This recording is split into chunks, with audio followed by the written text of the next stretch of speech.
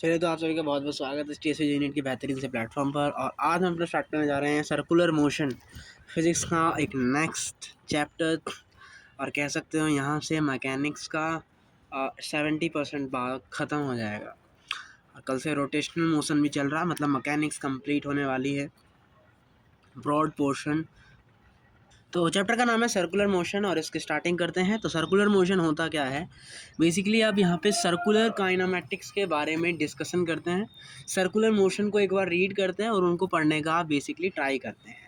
सबसे पहले हम यहाँ पे जानेंगे, जैसे काइनेमैटिक्स, लीनियर काइनेमैटिक्स में डिस्प्लेसमेंट होता था, वैसे ही सर्कुलर काइनेमैटिक्स में आपका एंगुलर डिस्प्लेसमेंट होता है, जिसको आप थीटा से डिनोट करते हो। अगर हम आपसे बात करें कि आपकी आंखें क्या देखती हैं, तो आप कहोगे आपकी आंखें एंगल्स देखती है, या तो पास देखती है या तो दूर देखती है, और एंगल देखती है। इन तीन चीज़ के अलावा हमारी आँख कुछ भी नहीं देखती है। मेरे सामने एक मक्खी चल रही है, उड़ रही है मतलब, और सूरज है, तो मुझे सबसे बड़ा कौन दिखाई दे रहा है? जो मेरे सबसे नज़दीक है, तो वो सबसे ज़्यादा एंगल बनाएगा।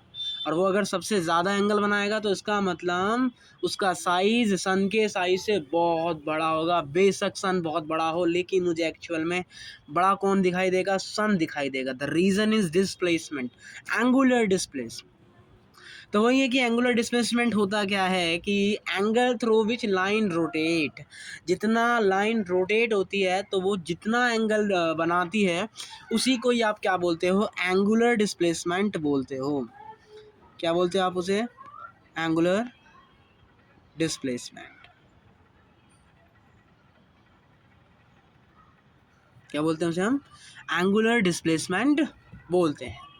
अगर आपकी जो भी आँख है वो 90 डिग्री बना रही है, तो उसके केस में आप कहेंगे कि एंगुलर डिस्प्लेसमेंट होगा आपका कितना? π/2। अगर आपका वो 60 डिग्री बना रही है, तो आप कहेंगे एंगुलर डिस्प्लेसमेंट कितना होगा? π/3। इसी तरीके से आप थीटा को देख के बताते हो कि उसका एंगुलर डिस्प्लेसमेंट कितना होता है। मान लीजिए ये आपका पूरा एक सर्कल है, तो ये पूरा सर्कल कितना एंगल डिस्प्लेसमेंट होता है? 2π। तो एन राउंड के लिए कितना एंगल, ये कितना डिस्प्लेसमेंट ट्रैवल करेगा? ये 2πn। कितना ट्रैवल करेगा? 2πn। और एंगुलर डिस्प्लेसमेंट का यूनिट क्या होता है? रेडियन होता है। क्या यूनिट होता है? रेडियन। अब जिस तरीके से आपका वेलोसिटी होता था, उसी तरीके से सर्कुलर काइनेमेटिक्स में होता है एंगुलर वेलोसिटी, जिसको आप किससे दिखाते हैं? ओमेगा से। तो इसको क्या बोला जाता है?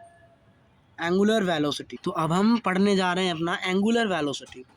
एंगुलर वेलोसिटी किसको बोलते हैं? ओमेगा को बोलते हैं। Omega is our angular velocity.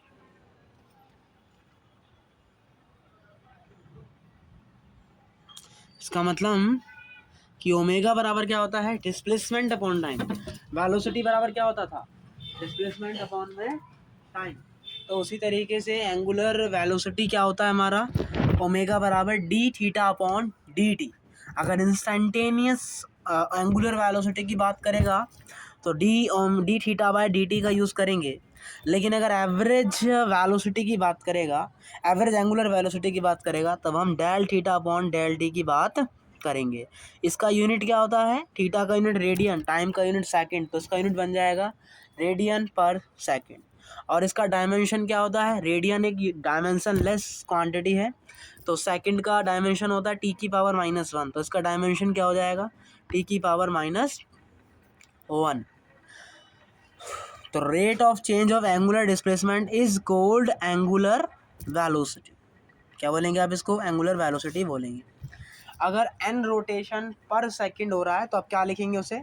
2πn upon में 60। अगर पर सेकंड बोला है तो अच्छा, n रोटेशन पर सेकंड क्या होता है हमारा? 2πn रेडियन पर सेकंड। और n rpm का मतलब क्या होता है? पर मिनट, मतलब 60 से भाग कर देंगे, तो ओमेगा बराबर क्या आ जाएगा? 2πn अपॉन 60 रेडियन पर सेकंड। आरपीएम को रिवोल्यूशन साइकिल बोल सकते हैं, या राउंड बोल सकते हैं, रिवॉल्यूशन पर मिनट बोला जा सकता है।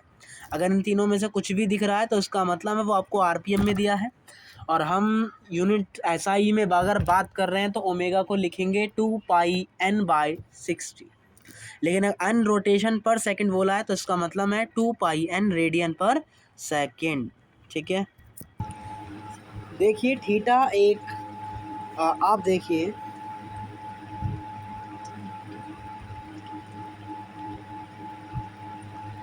कि जो थीटा होता है और जो डेल थीटा होता है ये वेक्टर क्वांटिटी नहीं होता।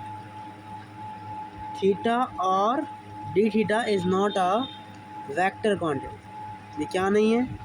वेक्टर क्वांटिटी नहीं है।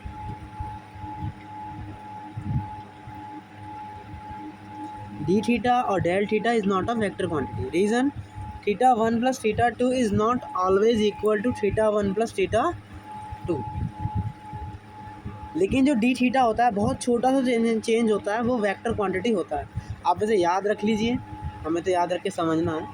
तो इसका मतलब कि जो ओमेगा है, जो एवरेज ओमेगा है, वो आपका एक वेक्टर क्वांटिटी नहीं है। इसका मतलब क्या है कि instantaneous angular velocity is a vector but average angular velocity is vector. गलत। बस आपको समझने वाली बात क्या है, याद रख लेंगे उसे हम।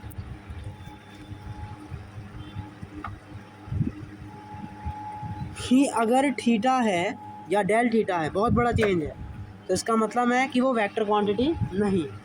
क्यों? क्योंकि दोनों को जोड़ेंगे तो वो हमेशा उसके बराबर नहीं आए। और अगर बहुत छोटा चेंज है, डी थीटा की बात कर रहे हैं, तो वो हमारा वेक्टर क्वांटिटी होगा। अब इंस्टेंटेनियस एंगुलर वेलोसिटी में क्या आता था? D theta by D T. तो इसका मतलब जो इंस्टेंटेनियस एंगुलर वेलोसिटी है वो एक वेक्टर क्वांटिटी है। लेकिन जो एवरेज एंगुलर वेलोसिटी है उसमें डेल थीटा आ रहा है, एवरेज आ रहा है, इसका मतलब वो एक वेक्टर क्वांटिटी नहीं। अपने को याद रख के चलना है। अल्फा बराबर क्या होता है? D omega by d T. और अल्फा एवरेज बराबर क्या होता है? D omega by d T. और ओमेगा बराबर omega 2 minus omega 1 upon T2 minus T1।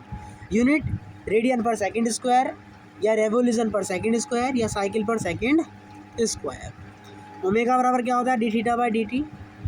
और अल्फा बराबर क्या होता है? D omega by d T. जैसे आप लिखते थे ए बराबर क्या होता है? V d v by d t, उसी तरीके से आप क्या लिख सकते हो? अल्फा बराबर होता है omega D omega by D theta. Sorry, यहाँ डी एक्स होता है ना। क्यों हुआ? क्योंकि ओमेगा बराबर क्या होता है? D theta by d T. तो उसकी जगह हम ये लिख के डिफ्रेंशिएट करेंगे तो यहाँ से फॉर्मूला क्या आता है? अल्फा बराबर omega D omega by D theta. चलिए क्वेश्चन के जरिए समझने का ट्राई करते हैं। If angular displacement of a particle is given by this, angular velocity angular acceleration निकालना है और एवरेज एंगुलर वेलोसिटी बतानी है टी बराबर 0 से 2 सेकंड के बीच। तो मतलब पहले तो इंस्टेंटेनियस पूछ रहा है तो आप उसका डिफ्रेंशिएशन कर दोगे। तो D theta by D T क्या होता है आपका? ओमेगा। तो इसका डिफ्रेंशिएशन करेंगे तो क्या आएगा? 60 स्क्वायर माइनस 3। अब टी का वैल्यू क्या रखेंगे? 2। तो यहाँ से आंसर क्या आ जाएगा हमारा? 21 रेडियन पर सेकेंड आ जाएगा। लेकिन अगर अल्फा बोल रहा है तो उसका फर्दर डिफ्रेंशिएशन करेंगे तो यहाँ 12 टी आ जाएगा।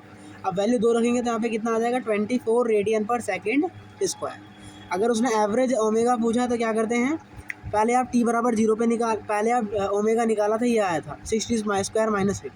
अब आप पहले, अच्छा ओमेगा ही तो पूछा है, तो पहले आप थीटा में टी बराबर 0 पे वैल्यू निकालोगे जो कि 2 आएगी। फिर आप टी बराबर 2 पे निकालोगे जो कुछ वैल्यू आएगी और उसको डिवाइड करोगे टोटल टाइम से, तो आपको क्या मिल जाएगा? Average omega. और ऐसे आप क्या निकाल सकते हो? एवरेज अल्फ़ा भी निकाल सकते हो। तो ये बिल्कुल काइनेमेटिक्स की तरह ही है, बस यहाँ पे अल्फ़ा आपका एक्सीलरेशन है, ओमेगा आपका वेलोसिटी है और थीटा आपका डिस्प्लेसमेंट है। बाकी सब कुछ लीनियर काइनेमेटिक्स की तरह ही है। अब यहाँ पर है uniform circular motion, time period and frequency. Omega बराबर कांस्टेंट है, फैन, क्लॉक, अर्थ। फैन के ओमेगा हम कांस्टेंट वाले के पढ़ रहे हैं। कहने का मतलब है कि फ़ैन एक निश्चित ओमेगा से घूम रहा है, क्लॉक एक फिक्स ओमेगा से घूम रहा है, अर्थ भी एक निश्चित ओमेगा से घूमती है। तो हम वाले उस टाइम की बात कर रहे हैं जहाँ पर ओमेगा कांस्टेंट होता है। जैसे एस बराबर वी टी आता था, उसी तरीके से थीटा बराबर क्या होता है? ओमेगा मल्टीप्लाई में टी होता है। टाइम पीरियड क्या होता है? Minimum time after which line या particle repeat its motion.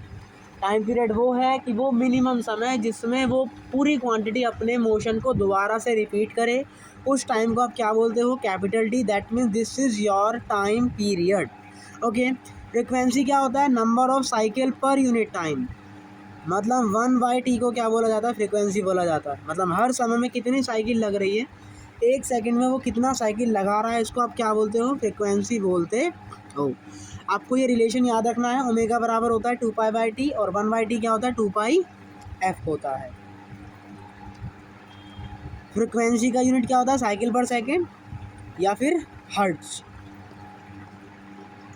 Omega and T of general uniform circular motion. अगर हम सेकेंड हैंड की बात करते हैं तो उसका टाइम पीरियड कितना आता है, 60 सेकेंड आता है, आप ये याद रख के चल सकते हैं। और अगर हम ओमेगा की बात करते हैं तो वो क्या होता है 2π/t, इसका मतलब क्या आ जाएगा 2π/16 फॉर सेकेंड हैंड। लेकिन अगर मिनट हैंड की बात करते हैं तो उसके लिए ओमेगा का वैल्यू क्या होगा 2π/60 रेडियन पर मिनट। और आवर हैंड की बात करते हैं तो उसके लिए ओमेगा क्या आता है 2π/12 रेडियन पर आवर। अगर अर्थ की बात करते हैं तो उसके लिए टाइम पीरियड आता है 24 आवर्स। ओमेगा का वैल्यू आता है 2π रेडियन पर डे या फिर 2π/24 रेडियन पर आवर। ओके। और अगर 1 साल की बात करी जाए, सन और चक्कर लगा रहा है तो टाइम पीरियड क्या होगा 1 ईयर या बोले तो 365 डेज। धरती सूर्य का चक्कर लगा रही है तो टाइम पीरियड कितना होगा 365 डेज होगा। और ओमेगा क्या आएगा यहाँ पे 2π/365 रेडियन पर डे या फिर 2π रेडियन पर ईयर। और अर्थ पे कोई सैटेलाइट है जो चक्कर लगा रही है अर्थ के, तो उसका टाइम पीरियड आएगा 24 आवर्स और ओमेगा क्या आएगा 2π/24 रेडियन पर आवर या 2π रेडियन पर डे। तो ये सारे आपको टाइम पीरियड और ओमेगा का वैल्यू याद रखना है, क्वेश्चनों में काम आएगा। चलिए, एक फ़ैन रोटेट कर रहा है जिसका एंगुलर स्पीड है 180 आरपीएम। हम किस में लेते हैं, रेडियन पर सेकंड में लेते हैं। तो आरपीएम को चेंज करने के लिए किससे मल्टीप्लाई करेंगे 2π/60 से। तो यहाँ से कितना वैल्यू आ जाएगा हमारा 6π रेडियन पर सेकंड आ जाएगा। तो ये ओमेगा का वैल्यू आ गया हमारा। नंबर ऑफ रोटेशन पूछा गया है, तो थीटा बराबर क्या होता है ओमेगा मल्टीप्लाई में टी। तो टाइम ये दे रखा, ओमेगा हमारा 6π आया है, तो इसका मतलब वो 5 सेकंड में कितने रोटेशन लगाएगा, कितने डिग्री का रोटेशन लगाएगा 30π रेडियन का वो रोटेशन लगाता हुआ नज़र आएगा। अब आपको कुछ मोशन स्ट्रेट लाइन में कुछ पढ़ाया था, उसको आपको रिवीजन करके आना है। सर्कुलर टाइप के जो क्वेश्चन करवाए थे, क्योंकि कल उसका ज़रूरत पड़ेगा। चलिए, क्रॉस प्रोडक्ट ऑफ वेक्टर्स क्या होता है समझिए। ए क्रॉस बी बराबर क्या होता है आपका a b sine theta n cap होता है। एन कैप क्या है, यूनिट वेक्टर है ए क्रॉस बी के अलॉन्ग।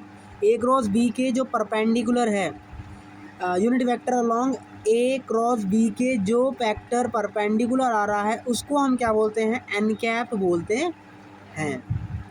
और इसकी दिशा कैसे निकालते हैं, राइट हैंड थंब रूल से। ए क्रॉस बी बराबर क्या होता है a b sine theta n cap. अगर ए वेक्टर ये है, बी वेक्टर ये है और ए क्रॉस बी निकालना है तो कैसे निकालेंगे, अब आई लिखेंगे, जे लिखेंगे, के लिखेंगे।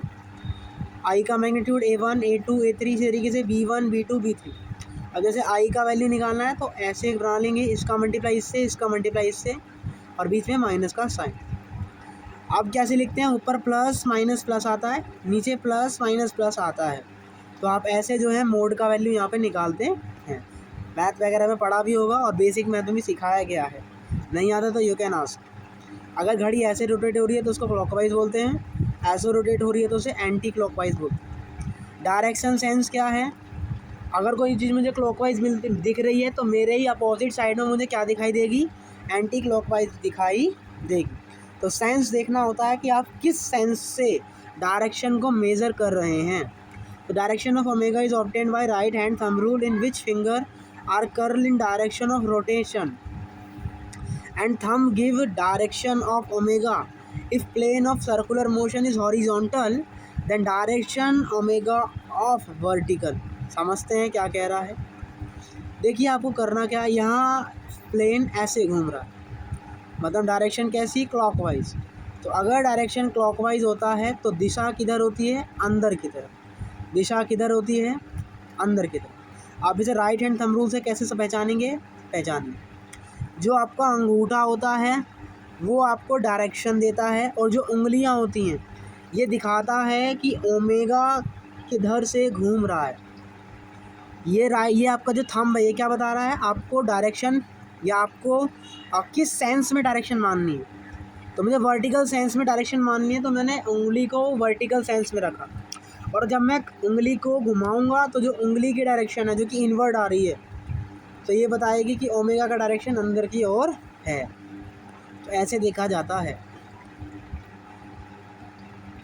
अगर ये ऐसे घूम रहा है, एंटी क्लॉकवाइज है, एंटी क्लॉकवाइज नहीं, CW है, यहाँ मैंने गलत लिख दिया।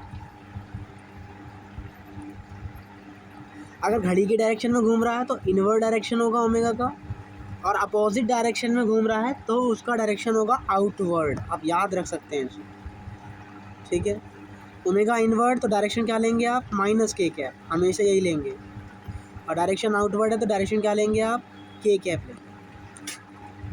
Direction of alpha, direction of omega remain same and its magnitude increase, then direction of alpha is same as of direction of omega.